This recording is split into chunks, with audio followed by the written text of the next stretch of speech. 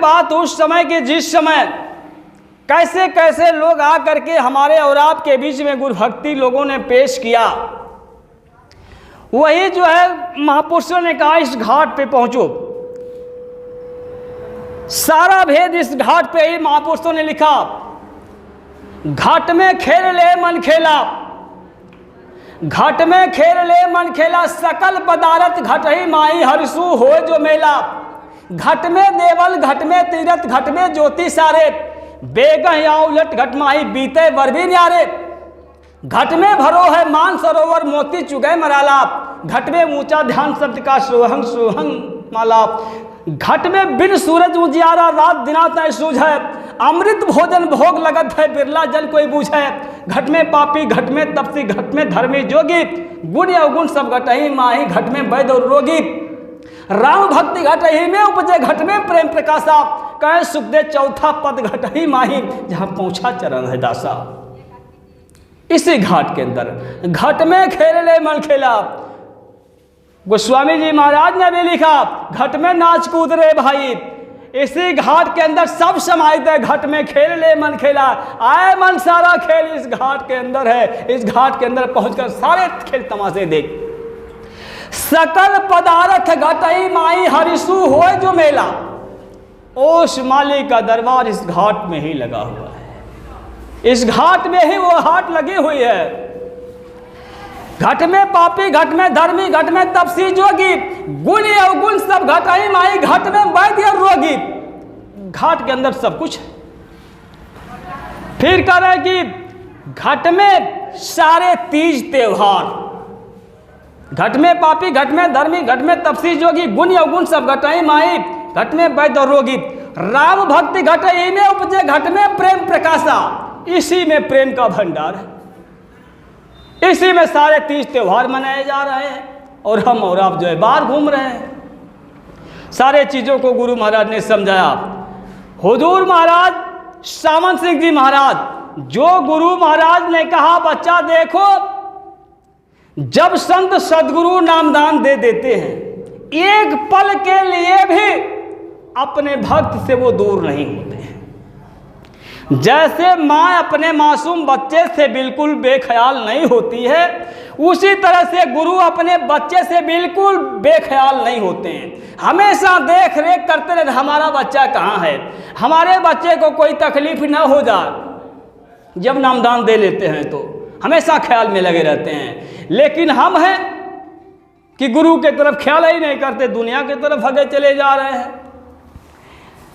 जब गुरु महाराज ने कहा बच्चा जब तुम चलते होते हो, तुम्हारे पांव के नीचे जब कांट चुभने को होता है तो मैं अपनी हथेली लगा देता हूं। यही जो है कहानी सामंत सिंह जी महाराज के समय में हुई। हुजूर महाराज सामंत सिंह जी एक बार प्रेमियों को सत्संग सुना रहे थे। सत्संग सुनने के लिए लोगों का जमघट लगा हुआ था। सत्संग सुनाते सुनाते गुरु महाराज ने कहा बच्चा जरा ठहरो, मैं अभी आता हूँ। गुरु महाराज सत्संग मंच से उतर गए, चले गए जंगलों में। जंगल में अंदर प्रवेश किए हैं तो एक बुजुर्ग आदमी, बूढ़ा आदमी उधर से चला आ रहा था। अंधा था, सर पे गट्ठर लिए हुए, हाथ में डंडा लिए हुए आ रहा था। गुरु महाराज पहुंच गए, कहे अरे आप कहाँ जा रहे हैं? वो अंधा व्यक्ति कहा मैं जा रहा हूँ इधर बगल में कहीं सत्संग हो रहा है, सत्संग सुनने के लिए जा रहा हूँ। तब गुरु महाराज ने कहा सत्संग तो हो रहा था लेकिन इस समय सत्संग नहीं हो रहा है, मैं सत्संग सुना रहा था। लेकिन जब मैंने आपको देखा कि जंगलों से होते हुए चले आ रहे हैं तो मैं लेने के लिए आ गया। इतनी बात जब वो अंधा व्यक्ति सुना, हमको लेने के लिए गुरु महाराज स्वयं चले आए। अरे वो तुरंत जो है सर से गट्ठर को फेंक दिया, हाथ से डंडे को फेंक दिया और चरणों पे गिर गया। क्या हमने और आपने विचार किया? स्वामी जी महाराज को उस अनामी धाम को छोड़ करके यहाँ आने का क्या मकसद रहा?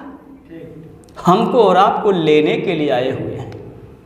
उस अंधे व्यक्ति का प्रेम देखा जाए और हम अपना प्रेम देखें कि हमको लेने के लिए आए हुए हैं, फिर भी इनसे हाथ छुड़ा करके भगे चले जा रहे हैं।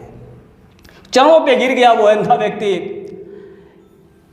कहा हुजूर आप हमको लेने के लिए आए हुए हैं? कहे हाँ मैं तुमको लेने के लिए आया। रो रहा है, चुप कराने लगे, चुप हो जा, चुप हो जा, मैं तुमको लेने के लिए आ गया ना, अब तो चुप हो जा। लेकिन वह अंधा व्यक्ति रो करके गुरु को रिझा लिया। स्वामी जी महाराज ने कहा 40 वर्ष साधना करते रहोगे, लेकिन पल भर के अगर आंसू गुरु के याद में गिरा दो, इस चीज को बर्दाश्त नहीं कर पाएगा। लोग सत्संग सुनते रहे, भजन ध्यान करते रहे, किसी के ऊपर गुरु की दया नहीं चली, लेकिन वो अंधा व्यक्ति अपने आंसुओं से चरणों को बखार दिया और गुरु मौज में आ गया। कहेंगे मैं तुमको लेने के लिए आया हूं, तू रो रहा है, मांग, तू क्या मांगना चाहता है? जो मांगना है मांग ले, आज मैं देने के लिए तैयार हूं। अब वह अंधा व्यक्ति कहा हुजूर अगर देना ही चाहते हैं तो हमारे इन आंखों में रोशनी आ जाए, बस यही हमको चाहिए।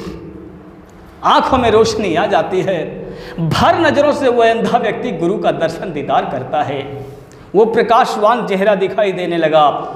जब वो अंधे व्यक्ति की नजर जो है नीचे की तरफ झुकने लगी, जब देखा गुरु के हाथों से, हथेलियों से खून की धार बह रही थी, पूछ बैठा हुजूर आपके हाथों से ये खून की धारा बह रही है, आखिर आपको कैसे चोट लग गई?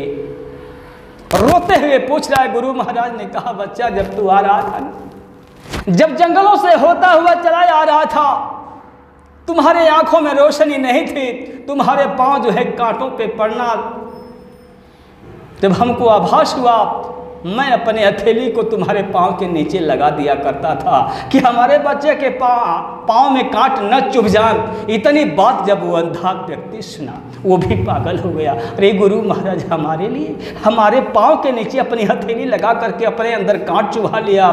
फिर रोने लगा, चुप हुआ था लेकिन फिर रोने लगा, फिर चुप कराने लगे गुरु महाराज। लेकिन वो अंधा व्यक्ति जब नहीं चुप हुआ, फिर मौज में आ गए। कहे मांगना जो चाहते हो मांग लो, आज देने के लिए मैं तैयार हूँ, आज मैं मौज में सब कुछ लुटा दूंगा। वो अंधा व्यक्ति का हुजूर देना ही चाहते हैं, हमको बस एक बार जहाँ सत्संग हो रहा है वहाँ लेते चलिए, मैं अपने गुरु भाइयों का एक नज़र से दर्शन दीदार कर लूँ, इसके बाद जो है हमारे आंखों से रोशनी आप वापस ले लीजिए। गुरु महाराज ने कहा ये क्या मांग रहे हो? कहा हुजूर मैं ठीक मांग रहा हूँ, अब हमको कुछ नहीं देखना है, एक नज़र मैं अपने गुरु भाई बहनों को देख लूँ और ये नज़रें जो अपने गुरु महाराज का दर्शन दीदार कर ली।